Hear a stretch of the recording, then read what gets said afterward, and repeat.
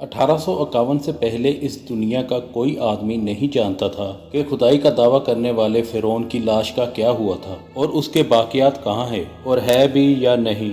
پیارے دوستو، قرآن پاک میں اس واقعے کا تفصیل سے ذکر ملتا ہے کہ حضرت موسیٰ علیہ السلام اور بنی اسرائیل کا پیچھا کرتے ہوئے فرعون پانی میں غرق ہو کر اپنی فوج سمیت مر گیا تھا، جبکہ حضرت موسیٰ علیہ السلام اور بنی اسرائیل اللہ کے حکم سے سمندر کے بیچ میں بننے والے راستے سے گزر گئے تھے۔ اس کے بعد فرعون کا کیا ہوا تھا؟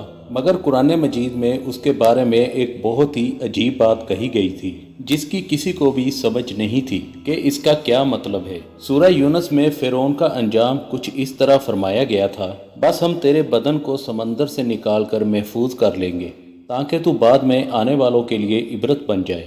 یہ واقعہ آج سے 3500 سال پہلے پیش آیا تھا۔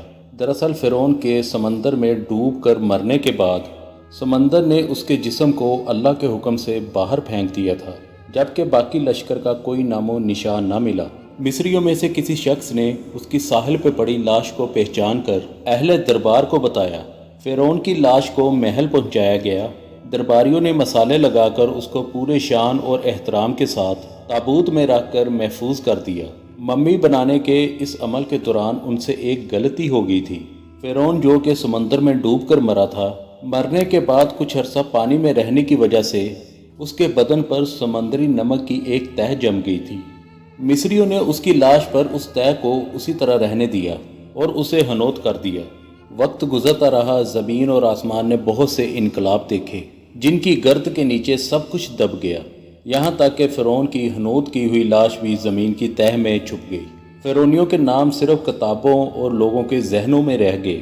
اس واقعے کے بعد جب نبی کریم صلی اللہ علیہ وآلہ وسلم دنیا میں تشریف لائے، آپ پر نازل ہونے والی آخری کتاب یعنی قرآن پاک میں فرعون کے بہت سے قصے اللہ تعالیٰ نے تفصیل سے بیان کیے ہیں۔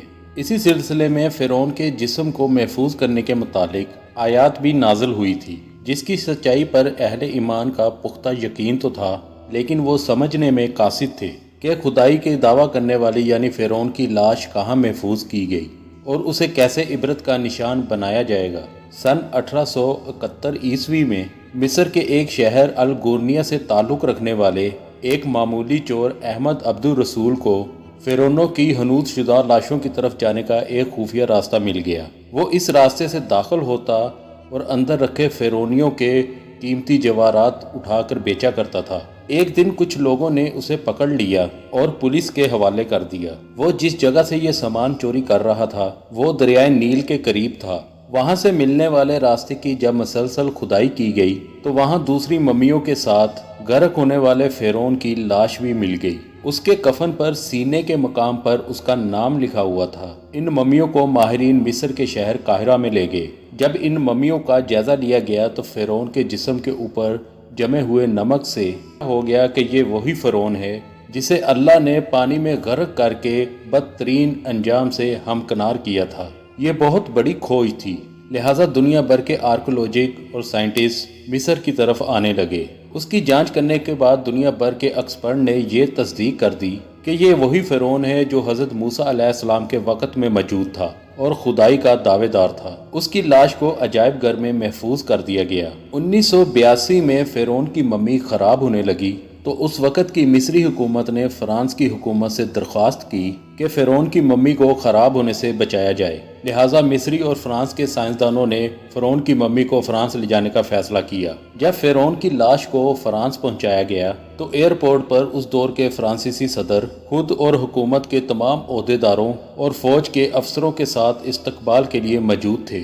فرعون کا استقبال کسی عظیم اور زندہ بادشاہ کی طرح کیا گیا۔ فوجی دستوں نے توپوں کی سلامی دی اور پھر فرعون کی لاش کو ماہر ڈاکٹروں کے حوالے کر دیا گیا۔ اس ٹیم کی سربراہی ڈاکٹر مورک موکائی نے کی تھی۔ مائکروسکوپک ٹیسٹ کے ذریعے ممی کے تمام اعضاء کا باریکی سے جائزہ لیا گیا تو معلوم ہوا کہ اس کی لاش اور جسم میں سمندر کے ذرات ابھی تک موجود ہیں۔ ڈاکٹر مورس نے اس ممی کے بارے میں مزید جاننے کی کوشش کی تو انہیں معلوم ہوا کہ اس ممی کے متعلق مسلمانوں کے نبی حضرت محمد صلی اللہ علیہ وآلہ وسلم پر اتری کتاب قرآن میں تفصیل سے واقعہ درج ہے۔ انہیں علم تھا جہاں سے یہ لاش ملی ہے وہ ایک اسلامی ملک ہے، لہٰذا وہ اس بات پر تصدیق کرنے کے لیے مصر پہنچ گئے۔ کیونکہ وہ ایک سائنسدان تھے، لہٰذا انہوں نے مصر کے ایک اور سائنسدان سے ملاقات کی۔ اس نے قرآن پاک کھول کر ڈاکٹر مورس کو سورہ یونس کی ان آیتوں کا ترجمہ لفظ و لفظ سنایا۔